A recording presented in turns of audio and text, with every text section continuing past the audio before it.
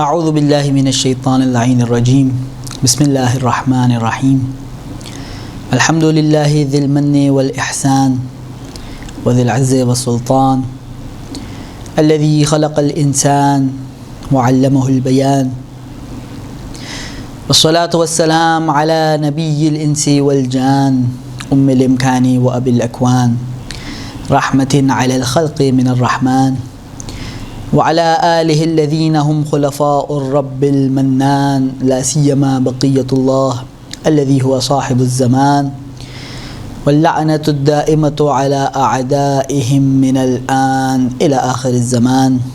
أما بعد فقد قال مولانا أمير المؤمنين عليه السلام: أوصيكما وجميع ولدي وأهلي ومن بلغه كتابي بتقوى الله ونظم أمركم وصلاح ذات البین.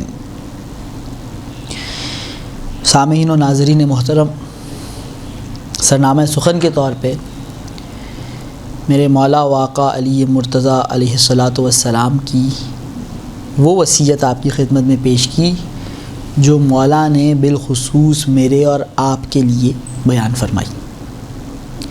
یہ میں کیسے کہہ رہا ہوں کہ میرے اور آپ کے لیے بیان فرمائی؟ کیونکہ خود اس وصیت کے الفاظ ہیں جو نہج البلاغہ میں موجود ہے. مولا حسن اور مولا حسین تشریف فرما ہیں اور مولا امیر وصیت فرما رہے ہیں: اوصیکما، اے بیٹا حسن اور حسین، یہ آپ دونوں کے لیے وصیت ہے، لیکن صرف آپ دونوں کے لیے نہیں ہے. وجمیع ولدی، میری تمام اولاد کے لیے یہ وصیت ہے. واہلی، میرے گھر والوں کے لیے یہ وصیت ہے. اور پھر مولا آپ کا اور میرا تذکرہ کرتے ہوئے فرماتے ہیں: ومن بلغہ کتابی، جس تک میری یہ وصیت پہنچے اس کے لیے وصیت ہے. کیا وصیت ہے؟ 3 جملے ارشاد فرمائے جو حصہ میں نے آپ کی خدمت میں پیش کیا. بتقوی اللہ، پہلی بات یہ کہ تقوی الہی اختیار کرو. ونظم امرکم، دوسری بات یہ کہ اپنے امور کو منظم رکھو. وصلاح ذات البین، تیسری بات یہ کہ باہمی تعلقات کو اچھا رکھو. سمندر کو میرے مولا نے کوزے میں سمیٹ دیا ہے. انسان جو زندگی گزارتا ہے اس کے کل 3 پہلو ہیں: یا انسان کا رب سے کوئی تعلق ہوا کرتا ہے، یا انسان اپنے ذاتی امور میں مصروف ہوتا ہے، یا انسان دوسرے انسانوں کے ساتھ تعلق رکھتا ہے. اور میرے مولا نے ایک جملے میں ان تینوں زاویوں کے لیے مکمل ہدایت نامہ جاری فرما دیا. دیکھو، جو تمہارا رب سے تعلق ہے بتقوی اللہ، تو خدا کا تقوی اختیار کرو، خدا کے عذاب سے ڈرو، جب بھی کوئی قدم اٹھاؤ خوف خدا کے ساتھ اٹھاؤ. ونظم امرکم، جو تمہارے اپنے امور ہیں خبردار ہوشیار، انہیں نظم و ترتیب کے ساتھ لے کے چلو. وصلاح ذات البین، اس بات کی طرف متوجہ رہو جو تمہارے اور دوسروں کے تعلقات ہیں، باہمی تعلقات کو اچھا رکھو. ہر زاویے پر میرے مولا نے ایک مکمل ضابطہ حیات دے دیا. یقیناً ان میں سے ہر ایک جملہ ایک مکمل موضوع ہے جس پر گفتگو کی جا سکتی ہے اور کی جانی چاہیے اور ہوتی بھی آئی ہے. لیکن آج کی جو گفتگو ہے اس کا عنوان درمیانی جملہ ہے: وَنَظْمِ أَمْرِكُمْ، اپنے امور کو منظم رکھو.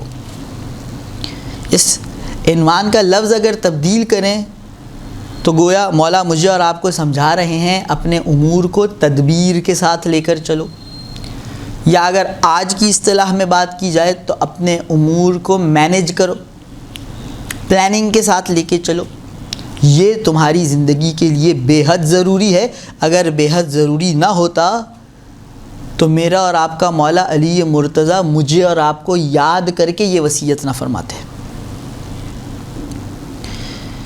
اب اس موضوع کو اگرچہ کئی حصوں میں تقسیم کیا جا سکتا ہے اور سب کے سب حصے اہم ہیں، لیکن اس گفتگو کو مد نظر رکھتے ہوئے اور وقت کی کمی کو ملحوظ خاطر رکھتے ہوئے 3 حصوں میں بانٹ کر میں آپ کے سامنے پیش کر رہا ہوں.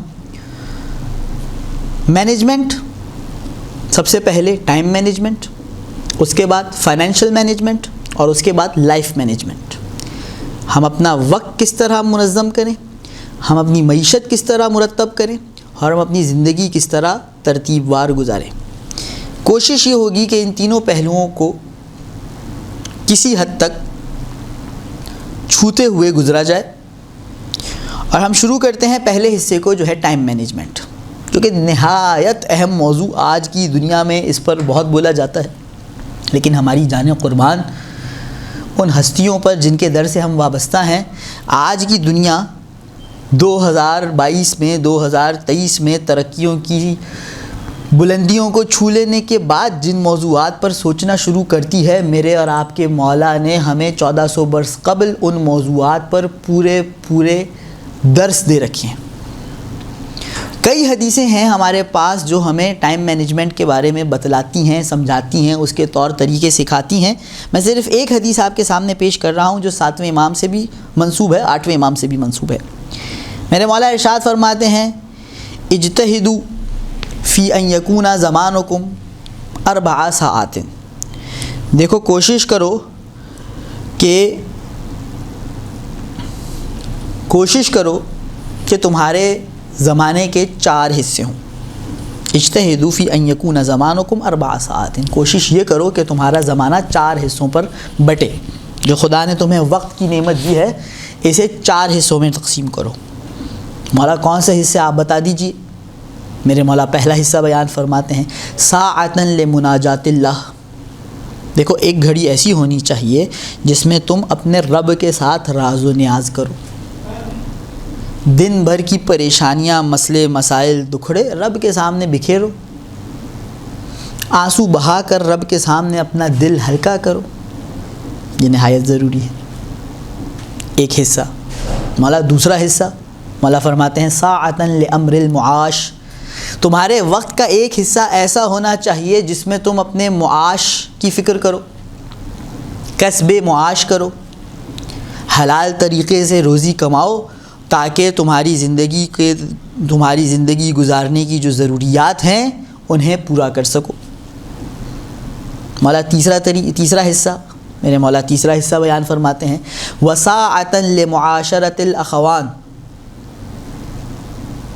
ایک حصہ ایسا ہونا چاہیے جس میں تم اپنے بھائیوں کے ساتھ میل ملاپ رکھو، معاشرت کرو، آنا جانا کرو، گفت و شنید کرو۔ اچھا مولا کسی کے ساتھ بھی بیٹھ کے بات چیت کر لیں، کیا آپ یہ کہنا چاہتے ہیں؟ کسی بھی گلی کے کونے پہ کھڑے کسی بھی انسان کے ساتھ چند لمحے بتا دیں دنیا جہان کی لا حاصل بے معنی باتوں میں، کیا ایسی بات ہے؟ کہا نہیں، یہ زمانہ بہت قیمتی چیز ہے، یہ تمہارا سرمایہ ہے، یہ رب کی تمہیں دی ہوئی نعمت ہے، اس کا حق یہ نہیں کہ اسے ادھر ادھر ضائع کر دو، ہر ایرے غیرے کے ساتھ بیٹھ کر بے مقصد ترین باتوں میں گزار دو۔ ہاں یہ ضروری ہے، تم سوشل اینیمل ہو، یہ ضروری ہے کہ تم معاشرت کرو، لیکن کس کے ساتھ؟ بھائیوں کے ساتھ۔ بھائی کون سے بھائی؟ وثقات، قابل بھروسہ بھائی۔ اچھا مولا اور بھی کوئی خصوصیت ہونی چاہیے اس انسان میں جسے میں اپنا وقت دے رہا ہوں، اپنے وقت کا ایک حصہ اس کے ساتھ بتا رہا ہوں؟ کہا ہاں اور بھی خصوصیات ہونی چاہیے۔ الذین یعرفونکم عیوبکم، وہ جو تمہیں تمہارے عیب بتائیں، ایسے قابل بھروسہ بھائی جو تمہیں تمہارے عیوب کے بارے میں بتائیں، تمہاری برائیوں کے بارے میں آگاہ کریں، تمہاری اصلاح کے خواہاں ہو، ایسے لوگوں کے ساتھ وقت گزارو۔ چار چاپلوسی کرنے والے، خوشامدی کرنے والوں کے ساتھ اٹھنے بیٹھنے میں وقت ضائع مت کرو، ایسے قابل بھروسہ لوگوں کو ڈھونڈو جو تمہاری اصلاح کے خواہاں ہیں، جو تمہاری شخصیت کا تنقیدی نگاہ سے جائزہ لے کر تمہیں تمہارے عیوب بتلاتے ہیں۔ ایک اور جگہ پہ چھٹے مولا کی حدیث ہے، احب اخوانی الیہ احب اخوانی الیہ من اہدی الیہ عیوبی، میرا سب سے پسندیدہ بھائی وہ ہے جو مجھے میرے عیب ہدیہ کرتا ہے۔ ہمارے ہاں کسی کو عیب بیان کیا جائے تو بھڑک اٹھتے ہیں، ادھر مولا کہہ رہے ہیں جو مجھے میرے عیب ہدیے کے طور پہ بتلاتا ہے، وہ میری اصلاح کا خواہاں ہے، یہ سب سے پسندیدہ بھائی ہے۔ اچھا بریکٹ میں یہ گزارش بھی کر دوں کہ اسلام نے یہ بھی سمجھایا ہے کہ عیب بیان کس طرح سے کرنا ہے۔ کسی کا عیب بیان کرتے وقت اس کی تذلیل، توہین، حد کے حرمت کرنے کی قطعاً کسی کو اجازت نہیں۔ اور حدیث کا مفہوم ہے اگر لوگوں کے سامنے کسی کا عیب بیان کرو گے تم اس کا چہرہ برا کر رہے ہو، بدصورت کر رہے ہو، اگر اکیلے میں اس کے عیب کو اس کے سامنے بیان کرو گے تو اس کا چہرہ خوبصورت کر رہے ہو۔ عیب اکیلے میں بتایا جاتا ہے، مجمع میں نہیں بتایا جاتا، اور عیب بتانے کے پیچھے مقصد طعنے دینا، تحقیر اور توہین کرنا، تذلیل کرنا، رسوا کرنا، اپنی بڑھائی جھاڑنا نہیں ہوا کرتا۔ عیب بتانے کے پیچھے مقصد صرف اور صرف مومن بھائی کی اصلاح ہوا کرتی ہے۔ جب اس طرح عیب بیان ہوگا تو یہ چھٹے مولا فرما رہے ہیں کہ یہ تحفہ ہے جو مجھے دے رہا ہے میرا بھائی، اور یہ بھائی مجھے سب سے زیادہ پسند ہے۔ تو میرے ساتویں امام فرما رہے ہیں کہ ان بھائیوں کے ساتھ جو قابل بھروسہ ہیں، جو تمہیں تمہارے عیب بتاتے ہیں، اور پھر ایک اور خصوصیت مولا نے ارشاد فرمائی، وَيُخْلِصُونَ لَكُمْ فِي الْبَاطِنِ، جو دل کی گہرائی سے تمہارے لیے مخلص ہیں۔ کسی دکھاوا کرنے والے کے ساتھ، کسی منافق کے ساتھ بیٹھ کر اپنا وقت اگر گزارو گے یہ وقت برباد کرنا ہے۔ میرے مولا کہتے ہیں وقت لوگوں کے ساتھ گزارو، ان کے ساتھ جو تمہارے ساتھ مخلص ہیں۔ تیسرا حصہ، مولا چوتھا حصہ کون سا ہے؟ میرے مولا ارشاد فرماتے ہیں وَسَاعَةً تَخْلُونَ فِيهَا لِلَذَّاتِكُمْ، ایک گھڑی ایسی چوتھی ہونی چاہیے جس میں تم اپنی جائز لذتوں کے لیے اپنے آپ کو خالی چھوڑ دو۔ تخلون فیہا للذاتکم فی غیر محرم، رب نے اس کائنات میں بہت حلال نعمتیں اور لذتیں پیدا کر رکھی ہیں، تمہارے لیے پیدا کر رکھی ہیں، اپنے وقت میں سے ایک گھڑی نکالو تاکہ ان لذتوں سے استفادہ کرو۔ اور دیکھو اسے کم اہمیت مت سمجھنا، یہ جو دنیا آج کر رہی ہے، میں گزارش کرتا ہوں یہ میرے مولا 1300 سال قبل سمجھا رہے ہیں، اس چوتھے حصے کو کم اہمیت مت سمجھنا۔ کیوں؟ وَبِهَذِهِ السَّاعَةِ تَقْدِرُونَ عَلَى الثَّلَاثَةِ، اس ایک گھڑی ہی کی بدولت تم پچھلی 3 گھڑیوں کی ذمہ داریوں کو صحیح ادا کر سکو گے۔ اور اس بات کا ادراک آج دنیا کو ہو گیا۔ کئی ادارے، کئی تنظیمیں ایسی ہیں جو اپنے ملازموں کو چھٹی دیتے ہیں، تنخواہ کے ساتھ چھٹی دیتے ہیں، اور زبردستی چھٹی دیتے ہیں۔ کیا مطلب زبردستی چھٹی دیتے ہیں؟ مطلب اس سال کی چھٹی اگلے سال منتقل نہیں ہوگی، سال ختم ہوگا یہ چھٹی ضائع ہو جائے گی۔ اس قانون کا مطلب کیا ہے؟ مطلب یہ ہے کہ اس سال کی چھٹی زبردستی آپ اسی سال میں لیں، کیونکہ انہیں اس بات کا ادراک ہو گیا کہ جب 20 دن چھٹی پر یہ ملازم جائے گا، حلال لذتوں سے بہرہ مند ہوگا، اپنے جسم کو، اپنی روح کو، اپنے عقل کو دوبارہ تر و تازہ کرے گا اور پھر دوبارہ کام کرنے لگے گا، تو یہ پہلے سے بہتر انداز میں اور زیادہ مقدار میں کام کر سکے گا، اس کے کام کا نتیجہ بڑھے گا۔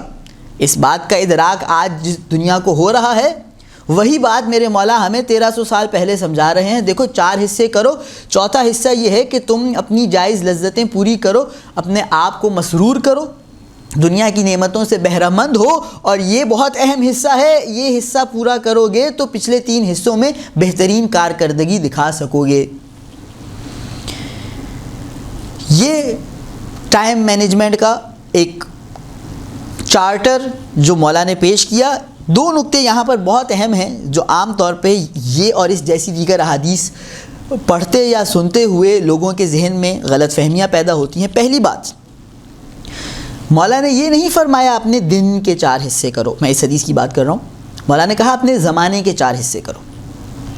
اس کا مطلب یہ ضروری نہیں کہ میں ایک ہی دن میں 4 حصے کروں، ایک ہی دن میں مناجات بھی ہے، اسی دن میں کسب معاش بھی ہے، اسی دن میں ملنا جلنا بھی ہے، اسی دن میں لذتیں بھی ہے۔ ممکن ہے میں اپنے زمانے کے جو 4 حصے کر رہا ہوں، جو لذت کا حصہ ہے وہ 20 دن میں نے سال میں ایک رکھ دیے، تو سال کے 20 دن ایسے ہیں جب میں گھومنے پھرنے جاتا ہوں، میں حلال لذتوں میں گزارتا ہوں، وہ ایک حصہ ہو گیا، وہ روز پہ نہیں بٹا ہوا۔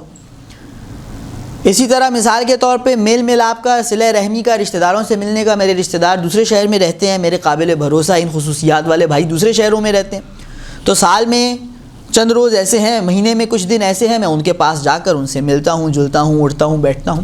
تو یہ ضروری نہیں کہ ایک دن میں ان چاروں کے چاروں کو سمویا جائے، یہ 4 حصے میرے زمانے کے ہونے چاہیے۔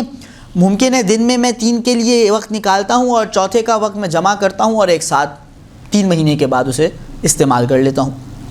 پہلا نقطہ۔ دوسرا نقطہ جو بے حد اہم ہے، یہ نہیں مولا نے فرمایا 4 برابر کے حصے کرو۔ مولا یہ نہیں کہہ رہے تم نے 6 گھنٹے دکان پہ بیٹھنا ہے اور 6 گھنٹے ہی مسجد میں بیٹھنا ہے۔ ممکن ہے مناجات پروردگار کے لیے 1 گھنٹہ کافی ہو اور کسب معاش کے لیے 10 گھنٹے لگ جائیں، اور حلال لذت حاصل کرنے کے لیے مثال کے طور پہ کوئی شخص جاتا ہے کسی پہاڑ پہ کسی باغ میں، آدھا گھنٹہ وہاں پہ چہل قدمی کرتا ہے، وہ تر و تازہ ہو جاتا ہے۔ تو یہ قید نہیں ہے پہلی بات کہ یہ برابر کے حصے ہوں۔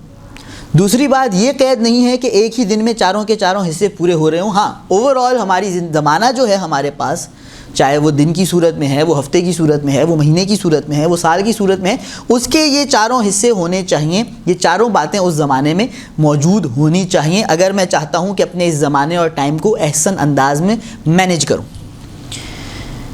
یہ ٹائم مینجمنٹ کے حوالے سے کچھ گزارشات، اگرچہ گفتگو مزید کی جا سکتی ہے، لیکن بہر کیف دامن وقت کو بھی دیکھنا ہے، اس کا خیال رکھنا ہے۔ لیکن اس بات کو میں ضرور ذکر کروں گا کہ اسلام نے بعض احکام بھی ایسے بیان کیے جو اس مومن کی ٹائم مینجمنٹ میں ہیلپ کرتے ہیں۔ ان کا مقصد کچھ اور ہے لیکن ٹائم مینجمنٹ میں معاون ہیں۔ اس کی بارز ترین مثال نماز کے اوقات۔ 5 نمازیں ہیں، ہر نماز کا وقت ہے، ہر نماز کا اول وقت ہے، اول وقت پہ نماز ادا کرنے کی تاکید ہے۔ اس کے مقاصد کچھ اور ہے، نماز معراج مومن ہے، نماز ستون دین ہے، لیکن اس کا ایک فائدہ یہ ہے کہ یہ کام اگر میں یہ اپنی عادت بنا لوں کہ میں اول وقت نماز ادا کر لوں، میری ٹائم مینجمنٹ میں یہ مجھے بہت مدد دے گی۔ جب نماز کے اوقات میرے دن کے مختلف وقتوں میں فکس ہو جائیں گے تو باقی کام اس سے پہلے اس کے بعد خود بخود ترتیب سے انجام پاتے چلے جائیں گے۔ بہر کیف جب وقت مینج ہو جائے گا، اور یہ اوورآل کسی بھی چیز میں مینجمنٹ کا اور ترتیب اور تنظیم کا فائدہ ہے۔ فائدہ کیا ہوتا ہے ترتیب یا تنظیم کا؟ کسی بھی چیز میں وہ ترتیب یا تنظیم ہو، کم چیز سے زیادہ نتیجہ حاصل کیا جا سکتا ہے۔ اگر میں اپنے وقت کو مینج کر کے چلوں گا، میں کم وقت میں زیادہ کام کر سکوں گا۔ اگر میں اپنی معیشت کو، جو کہ اگلا موضوع آ رہا ہے، مینج کر کے چلوں گا، میں کم پیسے میں زیادہ نتیجہ حاصل کر سکوں گا۔ اگر اپنی زندگی کو مینج کر کے چلوں گا، جو تیسرا حصہ ہے ہماری گفتگو کا، اپنے کم زندگی میں زیادہ نتیجہ حاصل کر سکوں گا۔ کسی حتیٰ اب میں افرادی قوت کو مینج کر کے چلوں گا، کم افراد میں زیادہ نتیجہ حاصل کر سکوں گا۔ تو مینجمنٹ کا بنیادی فائدہ یہ ہوتا ہے کہ کم مقدار سے زیادہ نتیجہ حاصل کیا جا سکتا ہے۔ یہاں پر پہلے حصے کو روکتا ہوں میں، اور میں بڑھتا ہوں دوسرے حصے کی طرف، جو ہے فائنینشیل مینجمنٹ، معاشی نظم اور ترتیب۔ اب جب ہم معاشی ترتیب اور نظم کی بات کرتے ہیں تو اس کے خود 2 حصے بن جاتے ہیں۔ ایک ہے چھوٹے پیمانے پر، ذاتی پیمانے پر اپنی معیشت،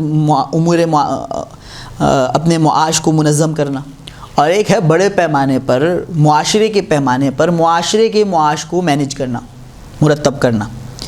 ایک مائکرو فائنینشیل مینجمنٹ ہے، ایک میکرو فائنینشیل مینجمنٹ ہے، اور ان دونوں کے پیچھے کی سوچ بنیادی طور پہ ایک ہی ہے، اس کی امپلیمنٹیشن میں فرق آتا ہے، اور اسلام نے دونوں کا بھرپور خیال رکھا ہے۔ ایک حدیث میں آپ کی خدمت میں مولا امیر کی پیش کرتا ہوں۔ مولا فرماتے ہیں القلیل مع التدبیر ابقى من الکثیر مع التبذیر۔ اگر کم مال ہو لیکن اسے تدبیر اور مینجمنٹ کے ساتھ استعمال کیا جائے، یہ زیادہ دیر تک چلے گا بنسبت اس زیادہ مال کے جسے اسراف کر کے خرچ کیا جائے۔ یہ عین حقیقت ہے۔ کسی شخص کے پاس مہینے میں 20,000 روپے آتے ہیں، وہ اس کو مینج کرتا ہے، پلان بناتا ہے اور ترتیب اور تدبیر کے ساتھ اس پیسے کو خرچ کرتا ہے، اور مہینے کے آخر تک وہ اپنا خرچہ چلاتا ہے۔ اور دوسری جانب کوئی ایسا ہے جس کو مہینے کا 50,000 آتا ہے لیکن وہ اسراف اور فضول خرچی کا شکار ہو جاتا ہے، اور 15 دن بعد اس کی جیب خالی ہوتی ہے۔ یہ ایسی مثالیں ہیں جو معاشرے میں مجھے اور آپ کو نظر آتی ہیں، اور اسلام نے ایسے احکام بیان کیے جو معاشرے کے معاشی تدبیر میں اپنا کردار رکھتے ہیں، چاہے وہ ذاتی پیمانے پر ہو یا وہ معاشرے کے پیمانے پر ہو۔ ذاتی پیمانے کی مثال لے لیں، اسلام نے اسراف کو حرام قرار دیا۔ اسراف کرنے کی اجازت نہیں ہے. جس چیز میں عام طور پہ پیسہ خرچہ ہی نہیں جاتا وہاں پہ پیسہ خرچنے کی اجازت نہیں ہے, یا جہاں پر کم پیسہ خرچہ جاتا ہے وہاں پہ زیادہ پیسہ خرچنے کی اجازت نہیں ہے. کیوں؟ کیونکہ زیادہ پیسہ خرچنا, مولانا نے ارشاد فرمایا, زیادہ جب فضول خرچی کے ساتھ ہوگا وہ جلدی ختم ہو جائے گا, کم بھی ہوگا لیکن تدبیر کے ساتھ ہوگا زیادہ دیر تک چلے گا. اور ہم جب بڑھ کے دیکھیں معاشرے کے لیول پہ اور پیمانے پر اسلام نے کیا احکام وضع کیے ہیں معاشرے کی معیشت کو چلانے کے لیے. خمس اور زکوٰۃ کا نظام, فطروں اور کفاروں کا نظام, صدقے کا استحباب. معاشرے تباہ ہوتے ہیں جب مالدار مالدار ہوتے رہیں, غریب غریب ہوتے رہیں اور ان میں فاصلہ بڑھتا رہے. یہ معاشرے کی تباہی کا سبب ہے. اور ہمارے معاشرے کے معاشی نظام کی بنیاد سود پر ہے, اور سود کا سب سے بڑا نقصان یہ ہے. رب نے قرآن میں فرمایا احل اللہ البیع وحرم الربا, خدا نے خرید و فروش کو جائز قرار دیا, سود کو حرام قرار دیا. سود کیا کرتا ہے؟ مالدار کو مالدار تر کرتا ہے, غریب کو غریب تر کرتا ہے. ان کے درمیان فرق اور فاصلہ بڑھتا رہتا ہے, اور یہ جو معاشرے کی اکائی, اتحاد, یونٹی ہے اس کو چیر کر رکھ دیتا ہے. اسلام نے خمس کا نظام انٹروڈیوس کرا کے اس مالدار کے ذمے پر لگا دیا کہ جب سال بھر کوئی چیز تمہارے پاس پڑی رہے, تمہارے استعمال میں نہ آئے, تمہارے خرچے میں نہ آئے, اب یہ پوری کی پوری تمہاری نہیں, 80% اپنے پاس رکھو, 20% یہ نکل کر غربا میں جائے گا, یہ 20% غربا کو کچھ اوپر لے کر آئے گا, تمہارا 100% 80% ہوگا, تم ایک سیڑھی نیچے آؤ گے, تمہارا فرق کم ہوتا چلا جائے گا. اسی طرح زکوٰۃ, اگر کسی کے پاس 5 اونٹ ہیں مثال کے طور پہ اور سال بھر 5 اونٹ رہتے ہیں, زکوٰۃ کے سال کا حساب کچھ مختلف ہے, بہرکیف تو سال کے بعد تم 5 اونٹ رکھنے والے پر فرض ہے کہ مثال کے طور پہ ایک بکری ان غریبوں کو دو تاکہ یہ بھی کچھ اوپر آئیں. اسی طرح کفاروں کا نظام, اسی طرح فطروں کا نظام, اور اسی طرح صدقے کو مستحب کرنے کا نظام. تمہارے پاس تم نے خمس زکوٰۃ سب دے دیا, اب بھی تمہارے پاس پیسہ ہے, رب تمہیں یہ پیشکش کر رہا ہے کہ رب کے ساتھ تجارت کرو. تم نے پیسے سے تجارت کرنی ہے, مال بڑھانا ہے, رب پیشکش کر رہا ہے کہ رب کے ساتھ تجارت کرو. من جاء بالحسنۃ فلہ عشر امثالھا, تم ایک رب کو دو, رب 10 گنا کر کے دے گا. تو یہ تمام تر اسلام کے احکام اور قوانین معاشرے کو فائنینشیل مینجمنٹ کی طرف لے کے جاتے ہیں, میکرو لیول پہ کہ غریب اور امیر کا فرق کم ہوتا جائے, بڑھتا نہ جائے, کہ معاشرے کی اکائی ایک ختم ہو جائے, وہ الگ معاشرہ بن جائے, یہ الگ معاشرہ بن جائے, اس کا الگ قانون بن جائے, اس کا الگ قانون بن جائے, اس کے الگ زندگیاں ہو جائیں, ان کی الگ زندگیاں ہو جائیں. اور ذاتی پیمانے پر جو احکام وضع کیے گئے, جیسے مثال پیش کی اسراف کا حرام ہونا, اور بعض دیگر احکام ہیں جس کی بنیاد پر انسان کی معیشت چلتی رہے. یہ ہماری گفتگو کا دوسرا حصہ. ایک حدیث کے اوپر میں اس دوسرے حصے کو ختم کرتا ہوں. میرے مولا امیر ہی کی حدیث ہے, مولا امیر المومنین علیہ الصلاۃ والسلام ہی کی یہ حدیث ہے, حسن التدبیر ینمی قلیل المال وسوء التدبیر یفنی کثیرہ. اچھی پلاننگ اور مینجمنٹ کم مال کو زیادہ کرتی ہے, اور بری مینجمنٹ, بیڈ پلاننگ زیادہ مال کو ختم کر دیتی ہے. اور اس کی زندہ مثالیں مجھے اور آپ کو دائیں بائیں اپنے معاشرے میں نظر آتی ہیں. کسی کے پاس کم سرمایہ تھا, اس نے ایک ریڑھی لگائی, اس نے اچھی پلاننگ کی, اور چند دہائیوں کے بعد شہر میں 6 دکانیں ہیں اس کی. ایسی مثالیں آپ کے ذہنوں میں, میرے ذہن میں بھری پڑی ہیں. اور کوئی سرمایہ دار تھا, اس نے بڑی دکان لگائی, لیکن اس نے اچھی پلاننگ نہیں کی, اچھا مینیج نہیں کیا, دکان کھولنے سے پہلے اسٹڈی نہیں کیا, سوسائٹی کو نہیں دیکھا, نیڈز کو نہیں دیکھا, کیا کام کرنا چاہیے, کب کرنا چاہیے, کیسا پلان نہیں کیا, مینیج نہیں کیا, زیادہ کا زیادہ مال تھا, پھر بھی سارا کا سارا یفنی کثیرہ, کثیر مال فنا ہو گیا. کیوں؟ سوء التدبیر کی وجہ سے, بری پلاننگ کی وجہ سے. لہٰذا یہ کسی بھی انسان کی زندگی کا بہت اہم پہلو ہے جس کی طرف اسلام نے اور اہل بیت نے بھرپور رہنمائی فرمائی ہے، اور اسلام نے ایسے احکام وضع کیے ہیں جو ہماری زندگی کے اس پہلو کو ڈھارس دیتے رہیں اور ہم اپنی فائنینشیل مینجمنٹ کو کامیابی سے انجام دے سکیں۔ دوسرے حصے کو میں یہاں پر روک کر بہت تیزی سے تیسرے حصے کی طرف چلتا ہوں، جو آخری حصہ ہے، اور وہ ہے لائف مینجمنٹ، زندگی کی تدبیر۔ اب یہاں پر میں یہ گزارش پیش کروں گا، دنیا والے زندگی گزارتے ہیں، دنیا کے عقل مند لوگ زندگی گزارتے ہیں، جو مسلمان ہیں مسلمان نہیں ہیں سب زندگی گزارتے ہیں، اور ان سب دنیا کے عقل مند لوگوں کا زندگی کی مینجمنٹ میں ایک قانون ہے، ایک طریقہ کار ہے جسے یہ سب صحیح تسلیم کرتے ہیں، جس کی بنیاد پہ یہ سب اپنی اپنی زندگیوں کو مینج کرتے ہیں، اور اسلام بھی اس سے اختلاف نہیں کرتا، اسلام اس کو درست تسلیم کرتا ہے۔ لیکن ایک چھوٹا سا فرق ہے، وہ ہے اس طریقے کی امپلیمنٹیشن میں، وہ میں آپ کی خدمت میں پیش کروں گا۔ کیا ہے وہ طریقہ جو دنیا والے اپنی زندگی مینج کرنے کے لیے بروئے کار لاتے ہیں، جس کی روشنی میں وہ اپنی زندگی کو مینج کرتے ہیں، وہ اور جس کو اسلام بھی انڈورس کرتا ہے؟ وہ طریقہ یہ ہے کہ حضور ہماری زندگی ہے، کتنی ہے یہ تو رب کو پتہ ہے، ایک مثال کے طور پہ 80 سال کی زندگی ہے۔ زندگی کی اچھی مینجمنٹ یہ ہے کہ ہم زندگی ایسے گزاریں کہ کم حصے میں ہمیں مشقت کرنی پڑے اور زیادہ حصے میں ہمیں آسائش ملے۔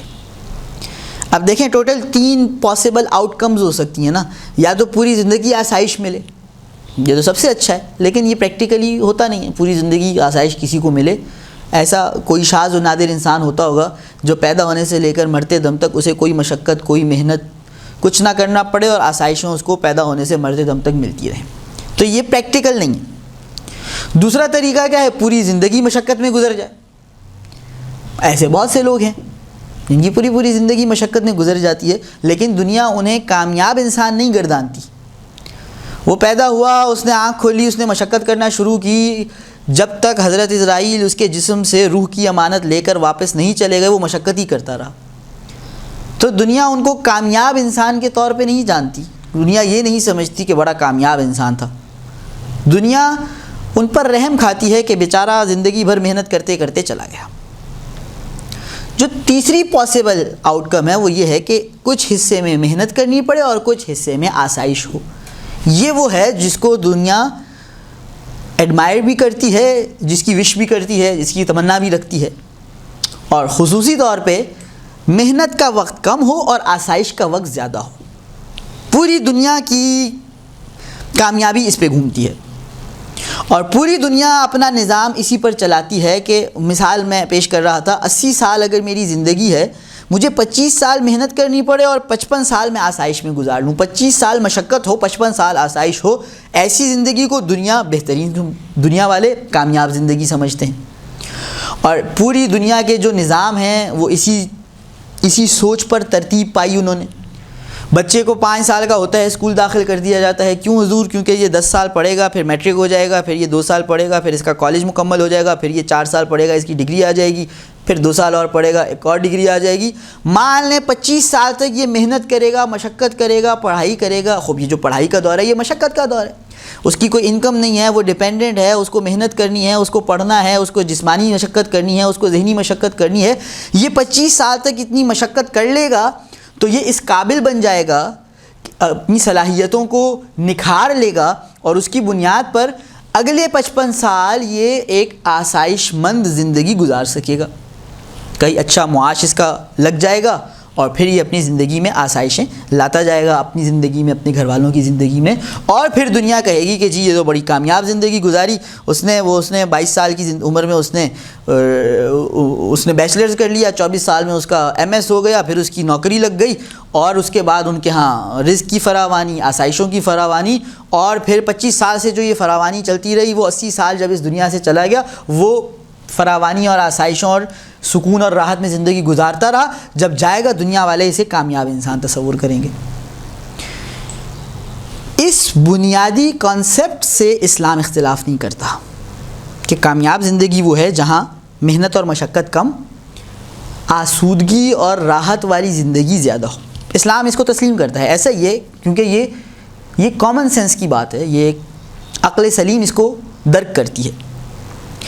لیکن اسلام ایک چیز میں ان دنیا والوں سے اختلاف رائے رکھتا ہے, اور وہ ہے ان کی نظر, ان کی بصیرت اور بصارت. جس بصیرت کی روشنی میں یہ دنیا والے اس فنڈامنٹل کانسیپٹ کو اپلائی کرتے ہیں. فنڈامنٹل کانسیپٹ کیا بن گیا؟ کم زندگی کا کم حصہ مشقت, زیادہ حصہ سکون اور آسانی, یہ کامیابی ہے. اسلام تسلیم کرتا ہے. اس کی تطبیق کس طرح کرتے ہیں زندگی والے؟ کہتے ہیں جی 80 سال کی زندگی ہے, 25 سال مشقت, 55 سال کامیابی. اسلام ان عقل کے اندھوں کی مانند نہیں جنہیں صرف 80 سال تک کی زندگی نظر آ رہی ہے. یہ ان کی بینائی کی کمزوری ہے, یہ ان کی نظروں کا ضعف ہے کہ انہیں زندگی 80 سال تک نظر آ رہی ہے, پھر اس کے بعد موت ان کے نزدیک اختتام ہے. اسلام 80 سال تک کی زندگی کو نہیں دیکھتا. اسلام اسی فنڈامنٹل کو جب اپلائی کرنے کے لیے آتا ہے تو 80 سال کے بعد موت ہے, موت سے انکار نہیں ہے, لیکن موت کا مطلب زندگی کا اختتام نہیں ہے. موت کا مطلب زندگی کے ایک مرحلے سے دوسرے مرحلے میں انتقال ہے, تو اس کے بعد بھی زندگی ہے. اب اسلام اس پوری زندگی کو دیکھتا ہے. یہ جو شروع کے 80 سال جسے یہ انسان بھی دیکھ پا رہا ہے, اور اس 80 سال کے بعد کے 10 سال, 100 سال, 1000 سال, لاکھ سال, کروڑ سال, ارب سال, سال ہی سال جن کی گنتی نہ ختم ہونے والی ہے, اس پورے کو اسلام دیکھتا ہے. اور جب یہ پوری زندگی یہاں پہ کھڑے ہوئے یہ انسان 80 سال تک دیکھ رہا تھا, اس نے ہمیں یہ آئیڈیا دیا کہ دیکھو 25 سال محنت کرو, 55 سال آرام کرو, تم کامیاب ہو. اسلام کہہ رہا ہے تمہارا آئیڈیا صحیح ہے, لیکن تم زندگی تو دیکھ ہی نہیں رہے. جس کو تم زندگی مکمل دیکھ رہے ہو یہ تو زندگی کا 1% بھی نہیں ہے. کیونکہ اسلام جب کھڑا ہو کے اپنی نگاہ سے دیکھتا ہے تو یہ 80 سال تو کچھ بھی نہیں ہے, کیونکہ اس 80 سال کے بعد ایک فیز چینج ہے, ایک ٹرانسفر ہے, ایک انتقال, اور اس کے بعد زندگی ہی زندگی ہے, اور اس کے بعد ایک نا ختم ہونے والی زندگی ہے. زندگی کی ایک ایسی لکیر ہے جس کی انتہا کہیں نظر نہیں آ رہی. اسلام کہتا ہے تم اپنا قاعدہ جاری کرو, لیکن اس پوری کی پوری زندگی پر. اور اسلام اس انسان کو سمجھاتا ہے میں تمہارا قاعدہ تم سے زیادہ اچھی طرح اپلائی کر کے دکھاتا ہوں. تمہارا قاعدہ کیا تھا؟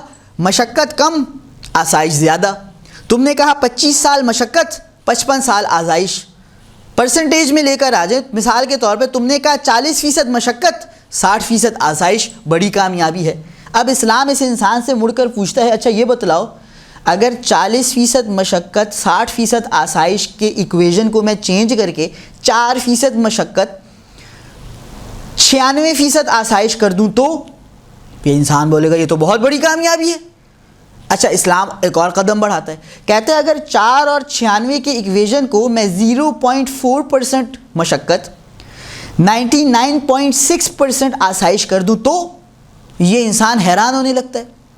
کہتا ہے اس سے تو بڑی پھر کوئی کامیابی نہیں ہو سکتی. ابھی یہ حیران ہے, سرگردان ہے, یہ تل ملا رہا ہے, پریشان ہے کہ یہ اسلام کامیابی کے کس معیار تک لے کے جا رہا ہے. اسلام پھر روک کے پوچھتا ہے اچھا یہ بتلاؤ اگر 0.4 اور 99.6 کے ایکویژن کو میں مزید چینج کروں, 0.000000004 لگا دوں اور ادھر 99.99999996 کر دوں, اب یہ انسان کے ادراک سے باہر چلی گئی, کامیابی اتنی بلندی تک پہنچ گئی. اسلام کہتا ہے میں تمہیں یہ کر کے دکھاتا ہوں, یہ 80 سال کا جب موازنہ اس پوری زندگی کے ساتھ کرو گے تو یہ 0.00004 بھی نہیں ہے, یہ کچھ بھی نہیں ہے. اسلام کہتا ہے بس یہ جو کچھ بھی نہیں ہے, یہ جو ایک پلک جھپکنے کے برابر ہے, اس میں مشقت کرو, محنت کرو, اور اس کے بعد جو نا ختم ہونے والی زندگی ہے ادھر آسائش ہی آسائش, ادھر آرام ہی آرام, ادھر فراوانی ہی فراوانی, ادھر نعمتیں ہی نعمتیں, ادھر شہد کی نہریں بھی ہوں گی, دودھ کی نہریں بھی ہوں گی, حور و غلمان بھی ہوں گے, پھل بھی ہوں گے, سب ہوگا. اسلام نے انسان کے کنسیپٹ سے, جو فنڈامنٹل کنسیپٹ تھا, اس سے اختلاف نہیں کیا. انسان نے اسلام نے صرف انسان کی جو ناقص بصیرت تھی اس کو چیلنج کیا اور اس کو کاؤنٹر کیا کہ یہ تم 80 سال دیکھ کر آگے اندھے کیوں ہو جاتے ہو؟ ابھی 80 سال کے آگے جو اتنی زندگی ہے اسے کیوں نہیں دیکھتے؟ اسے دیکھ کر اب تم اپنا قاعدہ جاری کرو، تمہیں بالکل کامیابی نظر آئے گا۔ اگر میں 80 کے 80 سال زندگی میں مشقت کرتا رہوں، میں نماز پڑھتا رہوں رب کو راضی کرنے کے لیے، روزے رکھتا رہوں، میں حج کرتا رہوں، میں خمس دیتا رہوں، زکوٰۃ دیتا رہوں، امر بالمعروف و نہی عن المنکر کرتا رہوں، میں سچ بولتا رہوں، میں جہاد کرتا رہوں، میں صلہ رحمی کرتا رہوں، میں صداقت کو اپنائے رکھوں، شرافت کو اپنائے رکھوں، طہارت کو اپنائے رکھوں، میں ذکر کرتا رہوں، میں فکر کرتا رہوں، میں قیام کرتا رہوں، میں قعود کرتا رہوں، سجود کرتا رہوں، یہ 80 سال میں مشقت میں گزار دوں جو کہ 0.000004 سے بھی کم ہے، اور پھر اس کے بعد جو 99.999996 سے بھی زیادہ کی زندگی آ رہی ہے وہ مجھے راحت ہی راحت ملے۔ اس انسان سے پوچھئے، ایک مرتبہ حیرانگی سے کہے گا بالکل یہی کامیابی ہے، اور یہی اسلام نے مجھے اور آپ کو سکھایا۔ الدنیا مزرعۃ الآخرہ، نہایت معروف جملہ، دنیا آخرت کی کھیتی ہے، یہاں محنت کرو، مشقت کرو، جان مارو، ہل جلاؤ، بیج بو، زمین ہموار کرو، پانی دو، دھوپ سے بچاؤ، کبھی کیڑوں سے بچاؤ، کبھی جانوروں سے بچاؤ، لیکن یہ مزرعہ ہے، یہ کچھ دیر کے لیے ہے، یہ پلک جھپکنے جتنا ہے۔ جب یہ مرحلہ پار کر لو گے پھر اس کی فصل، اس کا اناج، اس کا پھل، اس کا ثمر، اس کا فائدہ سب تمہیں ملے گا۔ یہ اسلام کی لائف مینجمنٹ کا کانسیپٹ ہے۔ کانسیپٹ سیم ہے، امپلیمنٹیشن میں فرق ہے۔ جب میں پوری زندگی کو دیکھتا ہوں، اس انتقال سے پیچھے کے 80 سال کو اور اس انتقال کے بعد کے 80 کروڑ سال کو من باب المثال، پھر مجھے یہ 80 سال مشقت کرنا بالکل بھی دشوار نہیں لگتا، بالکل بھی دشوار نہیں لگتا۔ پھر میں اس 80 سال کی مشقت کو بڑے جان و دل سے انجام دوں گا، کیونکہ یہ تو کچھ بھی نہیں، یہ تو 1% بھی نہیں، اور اس کے بعد جو 99% سے بھی زیادہ ہے اس میں مجھے اس 1% کے بدلے آسائشیں اور فراوانی ہی فراوانی ملنے والی ہے۔ لہٰذا میری اور آپ کی لائف مینجمنٹ یہ ہونی چاہیے کہ ہم ان 80 سال کو مشقت میں گزار لیں۔ خدا کی اطاعت میں مشقت ہے، معصیت سے بچنے میں مشقت ہے، لیکن یہ مختصر ترین وقت اگر میں مشقت میں گزار لوں تو وہ وسیع ترین وقت مجھے راحت اور آسائشوں اور نعمتوں اور فراوانیوں میں ملے گا، جو کہ انسان کے ہر عقل مند فرد کے نزدیک کامیابی ہی کامیابی ہے۔ اور یہی ارشاد رب العزت نے اپنی کتاب میں فرمایا، قد افلح من زکاہا، جو تزکیہ نفس کرے۔ تزکیہ نفس مشقت کا نام ہے، اپنے نفس کو گناہوں سے بچانا، اپنے نفس کو اچھے کاموں کے اوپر، اپنے نفس سے اچھے کام کروانا، یہ تزکیہ نفس۔ قد افلح من زکاہا، جو تزکیہ نفس کر لے گا ان 80 برسوں میں، یہ جو کچھ بھی نہیں ہے، قد افلح، یہ کامیاب ہو گیا، کیونکہ اس چھوٹی سی مشقت کے بدلے اس نے بہت بڑی نعمت اور فراوانی کو اپنے لیے حاصل کر لیا۔ گفتگو کو مزید طول دیا جا سکتا تھا، لیکن وقت ختم ہوئے بھی کافی وقت گزر چکا ہے۔ خدا کی بارگاہ میں دعا کرتے ہیں پالنے والے ہمیں اپنے وقت کو، اپنی زندگی کو، اپنے معاش کو، اپنے تمام امور کو منظم طور پر آگے لے جانے کی توفیق عطا فرما، ہمیں بہترین انداز میں اپنے امور کو انجام دے کر زمانے کے امام کا سپاہی بننے کی توفیق عنایت فرما، مولا کے ظہور میں تعجیل فرما۔ وآخر دعوانا ان الحمد للہ رب العالمین۔ اللہم صل علی محمد وآل محمد وعجل فرجہم واحشرنا معہم۔